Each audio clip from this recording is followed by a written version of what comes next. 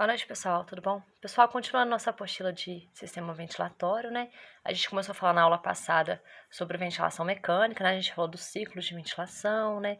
Da fase inspiratória, da fase de ciclagem, que é esse intervalo para mudança para a fase expiratória, e para a fase do disparo, né? Que é outro intervalo para voltar para a fase inspiratória, né? E agora a gente fala um pouquinho das modalidades da ventilação pulmonar, né, da ventilação mecânica.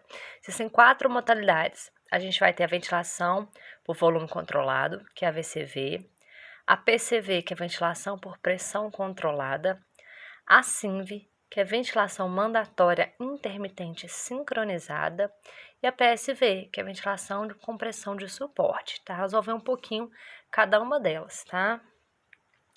Então, a ventilação com volume controlado, a VCV, tá? Desse modo, ela fixa a frequência respiratória e o volume corrente e o fluxo inspiratório, tá? Ou seja, o início da inspiração, lá no disparo, ocorre de acordo com a frequência inspiratória que é pré-estabelecida. Então, o médico ou o fisioterapeuta vai lá e coloca a frequência respiratória estabelecida. Eu quero que esse paciente faça 20 respirações por minuto. Quero que ele faça 16 respirações por minuto. E ali nisso, tá, vai dar início ao disparo, vai iniciar a frequência respiratória fixa, tá? E aí depois da ciclagem, né, ocorre assim que interage o volume correto, também determinado, ele vai lá e determina qual vai ser o volume de ar que vai entrar no paciente, tá? E a pressão, ela vai variar, tá? E ela é consequente da ventilação do paciente, tá? Então, esse aqui, o volume é controlado e a frequência, o volume é controlado e a frequência respiratória é controlada, mas a pressão, ela é variável e ela vai de acordo com cada paciente, que vai variar a pressão que o ar entra. Se vai ser uma pressão mais forte, uma pressão mais baixa, tá? Quanto à participação desse paciente, então ela é controlada. Então o paciente não participa em momento nenhum, tá? Então nesse caso é indicado o paciente estar completamente sedado, porque senão o paciente pode começar a competir com o ventilador mecânico. O que é competir? É o paciente começar a querer entrar também para puxar o ar fora do momento em que o ventilador está pré-determinado. E aí ele começa a querer competir. Quando o ventilador tá mandando o ar, ele tá expulsando dele. Quando o ventilador tá tentando puxar o ar para fazer a expiração, ele tá tentando puxar o ar de volta. Então ele começa a competir com o ventilador, tá? Então nesse caso essa ventilação não seria indicada para o paciente. É por isso que o paciente tem que estar completamente sedado para usar esse tipo de ventilação, a VCV, tá bom? Essa modalidade, tá? Lembrando que o volume é controlado nessa, tá? A frequência respiratória é controlada e quem varia é a pressão, tá? A gente tem o modo assisto controlado, tá? Onde você tem uma participação do paciente, ou seja, o paciente já tem a participação no início da inspiração. Ela continua sendo volume controlado, tá? Só que acontece, quem inicia o esforço inspiratório é o paciente. O paciente que dá aquela primeira inspiração, ele vai começar a querer puxar o ar, só que ele não tem força para continuar o movimento. E aí o ventilador entra ajudando ele. E aí ele continua mandando o volume controlado, continua mandando a frequência respiratória indicada e a pressão continua variando. Então você consegue colocar a modalidade assisto controlada, tá? Você tem a PCV, que é a ventilação com pressão controlada, tá? Nessa modalidade, a frequência respiratória também é fixada, tá? Se o paciente vai fazer 15 respirações por minuto, 20 respirações por minuto, tá? É tudo determinado pelo ventilador. O tempo inspiratório e o limite da pressão inspiratória também é tudo fixado. O tempo que vai ser de intervalo para inspiração e a pressão é extremamente controlada e calculada pelo ventilador, tá?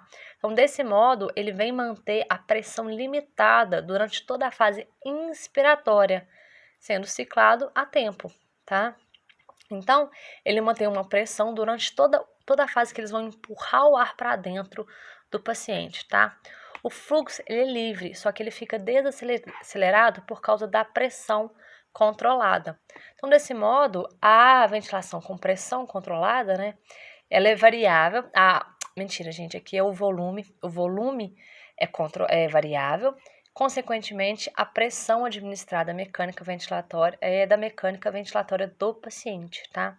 Então, quem vai determinar é o fisioterapeuta ou o médico, vai determinar a pressão que vai ser controlada. Nesse caso, o volume varia, tá? Mas a frequência respiratória, o tempo inspiratório e a pressão inspiratória é controlada. Então, gente, quando eu estiver falando de pressão controlada ou PCV, tá? Eu tô falando de pressão inspiratória, tá? Não é a pressão expiratória, não. É pressão inspiratória.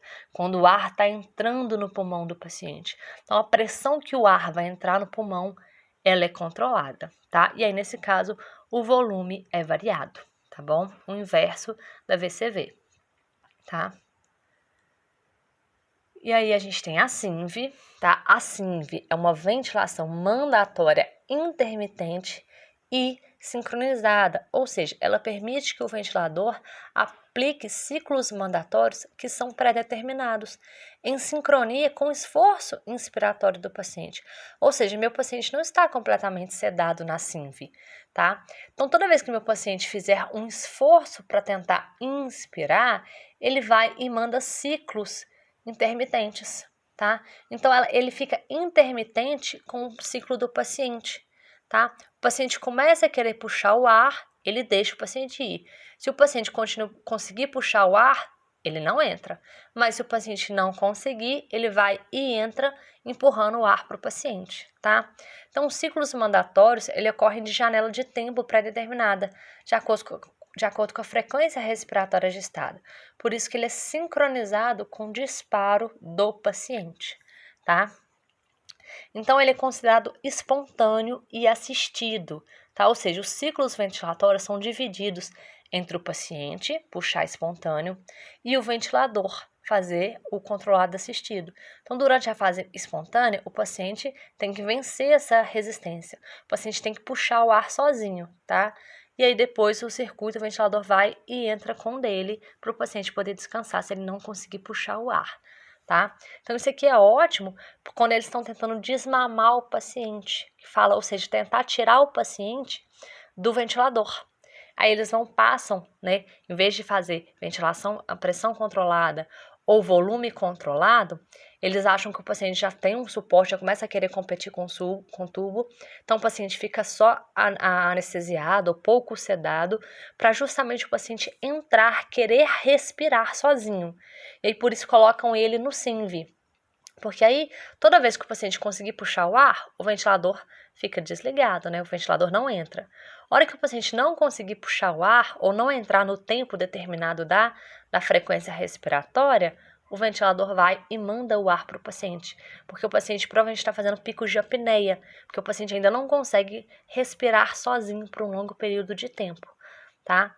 Então, esse aqui é ótimo para quando o paciente está tentando sair do ventilador mecânico, tá? Aí, quando ele fica bem adaptado ao SINV e acaba entrando praticamente todas as vezes sozinho, né, sem precisar do ventilador entrar, é que está na hora de tirar o paciente do ventilador e colocar ele apenas com um oxigênio, tentar, né, colocar ele num oxigênio menos invasivo, né, uma máscara de alto fluxo, tá bom? E aí a gente tem a ventilação por pressão de suporte, tá? Ou seja, ela é um modo de disparo exclusivamente do paciente a pressão ou a fluxo. Ou seja, ele é caracterizado pela pressão durante a fase inspiratória, sendo ciclado quando o fluxo inspiratório cai, tá? Ou seja, o volume corrente depende do esforço inspiratório do paciente. O paciente também está acordado, está menos sedado, tá, gente? Está acordado não, ele está menos sedado. O paciente continua entubado e ele está apenas com analgesia para ele não sentir dor, tá? Mas o paciente tem que fazer o esforço de puxar o ar. E aí, nessas condições, as condições mecânicas do pulmão e da parede torácica precisam estar fortalecidas. Então, ele precisa fazer o esforço de puxar o ar, tá? e aí eles mandam uma pressão de suporte apenas para empurrar o ar para dentro. Então, nesse caso, o ventilador só entra para dar pressão. Ele não entra se o paciente não respirar, tá? Como a diferença da ventilação mandatória. Esse aqui, o ventilador entra se o paciente não conseguir puxar o ar. Esse aqui não, o paciente está puxando o ar sozinho já, né? Ou seja, ele já passou dessa fase. Aí você passa ele para o PSV, porque o paciente já puxa o ar sozinho. Só que aí o ventilador apenas dá um empurrãozinho para mandar a quantidade de pressão que ele precisa, porque às vezes o paciente está puxando o ar, mas está puxando numa pressão mais baixa ou menos esperada. Então, o pulmão ainda não está, a parede do pulmão ainda não está completamente fortalecida para puxar o ar todo para dentro, com força, com a pressão que é indicada. Então, o ventilador apenas, o ar, ele puxa o ar, o ventilador apenas dá um empurrãozinho para o ar entrar, tá? Então, o paciente participa durante toda a fase inspiratória, tendo total controle sobre a frequência respiratória, sobre o volume e sobre o fluxo que ele vai puxar. Ou seja, o paciente manda na ventilação dele, tá? O ventilador só dá um empurrãozinho para o ar realmente entrar e o paciente conseguir respirar. Entendeu, pessoal? Então, gente, a gente tem que avaliar também alguns parâmetros ventilatórios. Então, a gente tem aqui o nosso ventilador mecânico, tá? Esse é um dos mais comuns, o Intermed, tá? O Intermed é a marca dele. É um dos mais comuns que a gente tem hoje nos nossos hospitais. Tanto que eu tenho dele, se eu não me engano, na FOB tem dele. Eu sei que na maternidade em Lafayette a gente tem dele, tá? E aí, os principais parâmetros que a gente vai ver ventilatórios são esses. Então, a gente tem que avaliar a pressão inspiratória, tá? A pressão positiva final da expiração, que é a famosa PIP. Gente, vocês vão falar assim, quanto tá a PIP do paciente? O paciente está com PIP de 10. O paciente está com PIP de 5, tá? O que é essa PIP? É uma pressão positiva que faz no final da expiração, tá? É a pressão que o paciente faz do fluxo que está sendo expirado. A gente vai ver mais detalhado, tá? O tempo inspiratório e o tempo expiratório, o volume corrente, o fluxo inspiratório, frequência respiratória, a fração inspirada de oxigênio, ou seja, a FiO2, tá? Que vocês vão ver também, é muito famoso. O pessoal sempre fala, quanto tá a FI dele, FiO2 dele, tá? A FiO2 está de 10, está de 5, tá? E a sensibilidade, tá bom? São um dos principais parâmetros, são avaliados no nosso ventilador mecânico, tá? Então, a gente tem aqui, ó, aqui tá o volume, tá? Aqui tá a parte da respiração do paciente, a quantidade, frequência respiratória que coloquei. Aqui tá a PIP, tá? Aqui tá a sensibilidade, tá? Então, vou mostrar para vocês o que é, tá? E aí, cada unidade vai ter um ventilador diferente. Então, tem como eu explicar para vocês nesse ventilador específico. Porque cada unidade hospitalar vai ter um ventilador diferente. Inclusive, quando a gente fizer a nossa visita lá no SAMU, vocês vão ver que meu ventilador não é desse. Esse aqui é muito diferente do que eu tenho lá no meu SAMU, tá? E aí eu vou mostrar pra vocês e vou ensinar como é que usa pelo meu, tá? Que é o que eu sei mexer direitinho. Esse aí eu não mexo com ele há muitos anos, então realmente eu vou ficar meio perdida ainda com ele. A gente tem que estar muito na prática pra poder estar mexendo, porque eles são bem chatinhos, tá bom? Então, os parâmetros. Os parâmetros é o mesmo em qualquer ventilador, tá, gente? Então, a FiO2, tá? O que é a FiO2? É a concentração de oxigênio que está sendo administrado pelo ventilador em uma mistura de gás. Então, ela pode variar de 21% a 100%, tá? Então, aqui, ó, é a quantidade de oxigênio que eu vou misturar com o meu gás no meu ventilador. Ou seja, quanto pior, quanto mais grave tiver o meu paciente, maior vai ser minha FiO2, tá? Ou seja, meu paciente está entubado, está com TCE grave, entendeu? Foi um trauma, o cara caiu, bateu a cabeça. Eu vou ofertar quanto de oxigênio para ele? 100%. 100%. Eu vou mandar oxigênio puro para esse paciente. O paciente está muito grave, está muito ruim. Eu preciso oxigenar esse paciente, eu preciso trazer esse paciente de volta à vida, senão ele vai morrer na minha mão, tá? Então, quanto mais grave o paciente, mais perto de 100% eu vou colocar. Quanto menos grave o paciente, melhor o quadro do meu paciente, eu vou chegar a variar até 21%. Quanto que é 21%, gente? É o que a gente respira normalmente, né? É o que eu consigo ofertar, por exemplo, no meu ambu. Se eu conseguir abaixar uma FiO2, por exemplo, a 50%, 40%, meu paciente pode praticamente sair do ventilador. Ele já está muito bom, dependendo de outro parâmetro, tá, gente?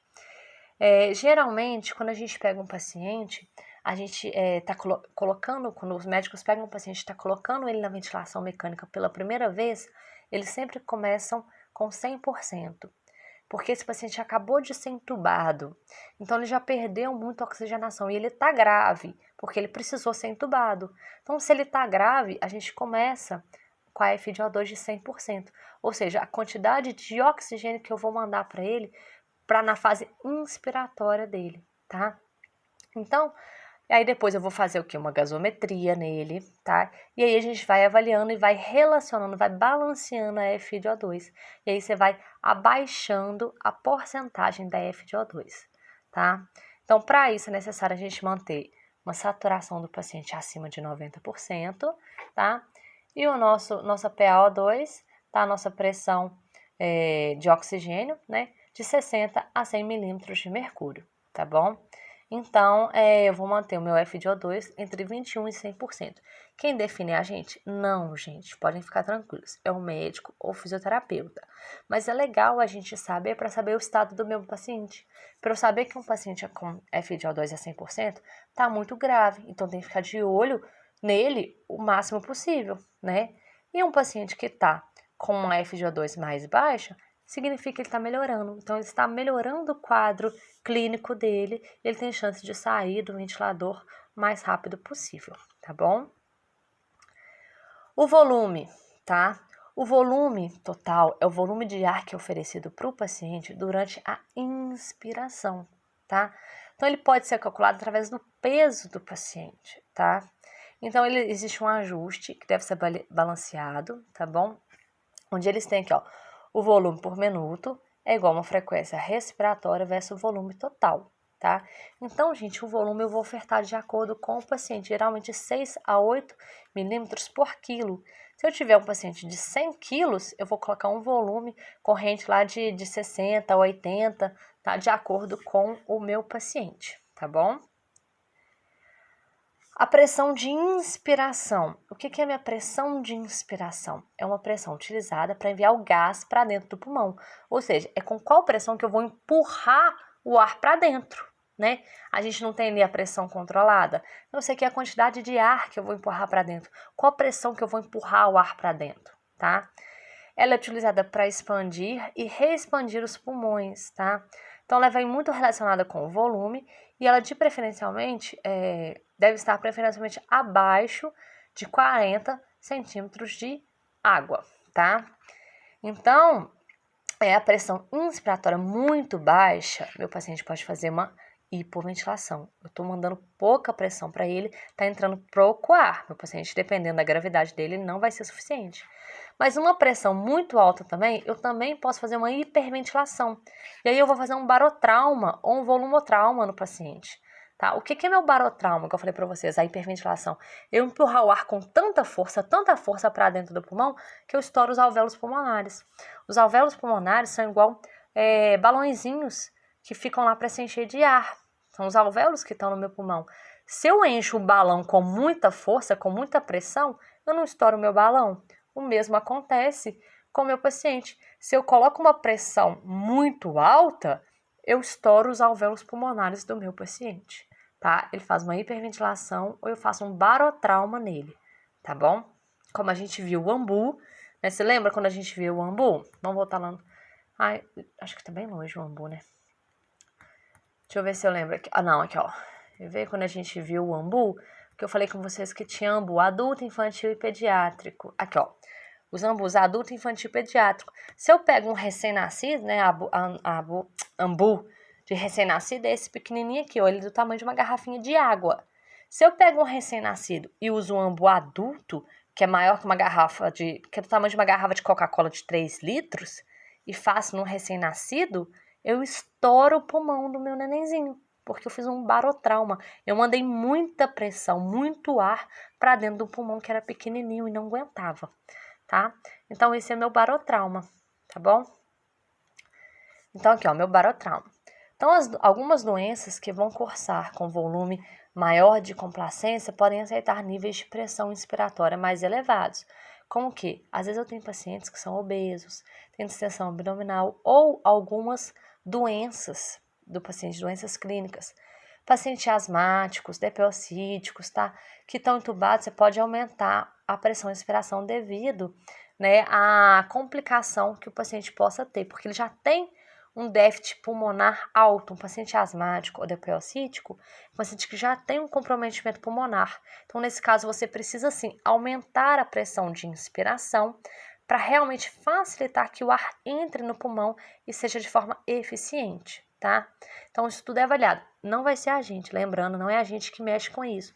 É só para vocês saberem quando o médico fala assim, aumenta a pressão de inspiração, ou abaixa a pressão de inspiração, o paciente está fazendo uma hipoventilação, uma hiperventilação, ou a gente pode fazer um barotrauma no paciente. Isso é uma coisa que vocês podem conversar com o médico dentro de um CTI, avaliar. É uma coisa que é legal se vocês puderem discutir. Doutor, esse é um paciente obeso, então a gente pode colocar uma pressão mais alta, não pode? Aí ele vai falar, não, pode sim, vamos colocar.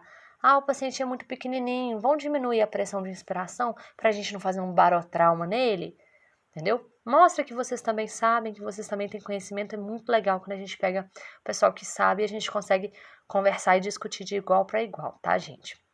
Então, é muito legal isso. A PIP. O que é a PIP? É uma pressão positiva, tá? Aplicada no final da expiração, tá? A FiO2 é na inspiração, tá? Aqui a FiO2 é a concentração de oxigênio na inspiração. Muita gente confunde. Aqui, ó, até aqui a gente estava falando de volume, de pressão de inspiração. Quando eu falo de PIP, lembra desses dois S? É de expiração. É pressão positiva de expiração, tá? Ela é usada para minimizar ou reverter algum colapso alveolar. Ou seja, eu tenho que fazer uma pressão para expiração, tá? Para eu poder expulsar o dióxido de carbono do meu pulmão, só que eu não posso deixar o meu alvéolo pulmonar colabar, ou seja, meu alvéolo fechar. Então, tem que ficar ainda um pouquinho de oxigênio dentro dos meus alvéolos, porque se o meu alvéolo colabar, fechar, ele cola um no outro, tá? E aí eu perco aquele alvéolo. Aquele alvéolo não consegue soprar ele mais não, eu não consigo encher ele de ar mais não, tá? Então, sempre tem que deixar um pouquinho de ar dentro dele assim, para depois eu conseguir encher ele de novo. Aí eu esvazio, deixo um pouquinho de ar para eu conseguir encher ele de novo, tá? Então, essa PIP é essa pressão que vai estar no final da expiração sem zerar o meu alvéolo, tá bom? Comumente usado em 5, tá? Mas ela pode ser melhorada para aumentada para melhorar a oxigenação. Dependendo da gravidade, a gente põe uma PIP de 10, tá? Mas isso é avaliação médica, critério exclusivamente médico, tá bom? Uma PIP muito baixa, meu paciente pode fazer uma atelectrauma, tá? Ou seja, ele pode, é isso que eu falei, de colabar o alvéolo pulmonar, tá? Esse atelectrauma, ele realmente colar o meu alvéolo, porque tá com uma PIP muito baixa, tá? Já uma PIP muito alta, eu posso fazer uma hiperinsuflação. Então, em vez de eu conseguir mandar meu alvéolo tá cheinho, né? Tá gordinho. E aí, em vez de eu conseguir fazer meu alvéolo expulsar o ar para poder se encher de novo, ele não consegue, porque a PIP está muito alta. Ele vai ficar constantemente cheio. Ele faz uma hiperinsuflação pulmonar, tá? Mas isso tudo depende da gravidade do paciente. Um paciente muito grave, por exemplo, com uma FiO2 de 100%, ou quando você coloca o paciente iniciando, começando hoje na ventilação mecânica, o ideal é que a gente comece com uma PIP de 5, mas dependendo da adequação do paciente no ventilador ou da gravidade do paciente, uma PIP de 10 também, subindo, né, até 10 é indicada, tá? Mas isso quem vai definir é exclusivamente o médico, tá bom? Mas só para vocês também não assustarem se encontrar um paciente com uma PIP muito alta ou uma PIP mais baixa, tá bem? O tempo inspiratório, tá? Então, é o tempo que vai levar para aliviar a pressão, para enviar a pressão aos pulmões, tá? Por isso que é necessário que haja um tempo de insuflação do ar, tá? Então, existe um cálculo, um ajuste, tá? Por segundo, de acordo com o neonato, pediatra ou adulto. A gente não precisa preocupar com isso, tá? Só para vocês saberem que, às vezes, um tempo inspiratório muito curto, eu posso fazer uma hipoventilação. E um tempo expiratório muito longo, eu posso fazer uma hiperventilação, tá? Então, é bom a gente estar de olho nesse tempo de inspiração também, tá? O tempo de expiração, tá? É utilizado para realizar a saída do ar dos pulmões, tá? Então, aqui, ó, ele não é definido diretamente no aparelho, ele depende do ajuste com o tempo inspiratório e com a frequência respiratória que é colocado. Então, o tempo expiratório ele vai depender dessas duas frações aqui primeiro. Então, você ajusta primeiro o tempo inspiratório, ajusta a frequência respiratória e assim ele já faz o cálculo e te dá o ajuste do tempo expiratório, tá? Lembrando que um tempo expiratório muito curto, você tem um esvaziamento pulmonar incompleto. Você não deixa, por exemplo, você vai expulsar o ar, geralmente eu não falei com vocês que geralmente você demora um tempo, né, para inspirar, demora 2 tempos para expirar, a gente leva mais tempo para expirar do que para inspirar. Se eu deixo um tempo para expirar muito curto, eu não consigo soltar meu ar todo, tá? E aí o ar fica preso. E aí eu faço uma autopipe, que eu tenho um aumento da pressão alveolar e com isso eu tenho alterações hemodinâmicas, ou seja, meu paciente não está expulsando todo o dióxido de carbono, né, que está dentro do organismo dele, e com isso eu posso contaminar o meu paciente, ele ter várias alterações hemodinâmicas, porque ele não consegue expulsar o ar completamente, tá? Então, o tempo expiratório ele é calculado, né, e ele tem que ser um ajuste feito de acordo com o tempo inspiratório, tá? E da frequência. Normalmente, a gente põe um tempo para inspiração e 2 tempos para expiração. Geralmente, o tempo expiratório é o dobro do tempo inspiratório, tá? A frequência respiratória, tá? Depende do número de ciclos respiratórios, que vai de inspiração mais expiração por minuto, tá? Inicialmente você pode colocar de 8 a 12, tá? Seria o normal, mas normalmente, tá? O que os médicos mais colocam é uma frequência respiratória inicial de 15, por exemplo, 15, 16, 18, é uma frequência respiratória muito boa, tá? Depois vocês vão ajustar de acordo com pH, com PCO2, porque aí vai ser de acordo com a gasometria do paciente, tá? Lembrando, se fizer uma frequência respiratória muito alta, acima de 20, você tem um aprisionamento aéreo, o ar fica preso, né? A respiração fica curta e o ar fica preso. E aí você tem um tempo expiratório mais curto, dá autopipe, dá alterações hemodinâmicas, tá? A frequência respiratória mais baixa tende a ser mais fisiológicas e favorecer o paciente a fazer um desmame da ventilação mecânica, tá? Ou seja, gente, normalmente a frequência respiratória na gente hoje seria de 20 incursões por minuto, não é isso? Só que quando o paciente está em ventilação mecânica, uma frequência respiratória mais curta é melhor para ele, porque isso facilita o desgaste menor do pulmão. Dá tempo do pulmão e do cérebro se reajustar. Ele continua respirando, tá, gente? Mas dá tempo para o pulmão e para o cérebro se acalmarem, se reajustarem, tá? E tentar melhorar as lesões que tem neles e os problemas que vão ter neles. Então, uma frequência respiratória mais curta é a mais indicada para esses pacientes que estão em ventilação mecânica, tá bom? Então, aqui, ó, geralmente, como eu falei para vocês, o ajuste de tempo inspiratório com tempo expiratório, tá? Geralmente, o mais fisiológico a gente coloca 1 para tempo inspiratório e 2 para tempo expiratório, ou seja, o tempo de expiração é o dobro do que o tempo de inspiração, ou 1 para 3 também é indicado.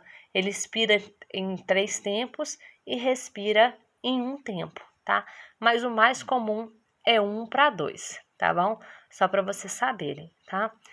Essa parte fisiológica a gente não precisa não, porque tá bem complexo, mas é só porque eu quero mostrar para vocês a parte dessa de ventilação mecânica, não precisa aprofundar, porque vocês não vão mexer no ventilador, não são vocês que vão definir os parâmetros. Mas é legal vocês saberem, é importante vocês saberem o que está sendo ajustado e o que o ventilador consegue trazer para a gente nas funções pulmonares, tá? A gente tem um fluxo também, tá? O fluxo é a velocidade com que o gás é administrado pelo ventilador durante a inspiração. Por exemplo, na modalidade controlada, ele vai determinar a pressão, tá? Então, esse fluxo é o fluxo de oxigênio de velocidade que o gás vai ser misturado com o oxigênio, tá bem? A sensibilidade é o parâmetro que vai determinar a intensidade do esforço de inspiração para o disparo do ventilador, tá? Então, você vai colocar a sensibilidade dele, geralmente vem, a gente não mexe muito nisso não, porque geralmente vem já pré-determinado, ou você já coloca uma vez e já fica ali, você usa o igual para todo mundo, tá? Geralmente, quando você tem um disparo por pressão, você coloca uma sensibilidade de 0,5 a 2, ou quando você tem a fluxo, de 4 a 5 litros, tá bom? Mas aí isso vai determinar o quê? O esforço inspiratório que o ventilador vai disparar, mas isso varia de cada ventilador, tá bom, gente? Então, aqui, ó, a gente tem o nosso ventilador e aqui a gente consegue aumentar. Então, aqui eu tenho a PIP, tá? Aqui eu tenho os gases que vão misturar, tá bom? Aqui eu tenho a sensibilidade, aqui eu tenho os controles, ó, se eu vou colocar cisto controlado, se eu vou colocar SINV, PSV, tá? Pressão controlada, tá? Então, aqui eu consigo determinar tudo. Aqui, ó, a PIP, tá bom? Pressão de suporte, pressão limite, volume, tá bom? Frequência respiratória, tá? Então, aqui eu tenho meu ventilador que consigo controlar tudo. Então, fiz isso aí para a gente não esquecer, né? A gente tem os ciclos ventilatórios, tem a fase inspiratória, a fase de ciclagem, a fase expiratória e o disparo, tá? Na fase inspiratória é quando a entrada do ar no aparelho no pulmão. A ciclagem é a mudança de fase inspiratória para expiratória, tá? A expiratória é a saída do ar para o pulmão e o disparo é a mudança da fase expiratória para inspiratória, tá? A gente tem os ciclos de ventilador de disparo, tá? Quando no trem drive, as modalidades da ventilação, que foi o que a gente acabou de ver, né? Aí a ventilação controlada, SINV, pressão de suporte, tá? Um resuminho que eu pus aí para vocês, que às vezes facilita também. A cisto controlada, tá? Ventilação SINV, tá? Um resumo do que elas são. A pressão de suporte, tá? E aí, falando um pouquinho de cada um, do ciclo respiratório, da PIP, do volume, da frequência, da FiO2, o que é cada uma, tá bom, pessoal? Espero que tenham conseguido entender, nem que seja um pouquinho sobre isso. Não se preocupem, porque quem mexe com o ventilador é o médico e o fisioterapeuta, mas é importante a gente saber pelo menos um pouquinho, dependendo da gravidade de cada paciente, tá bom?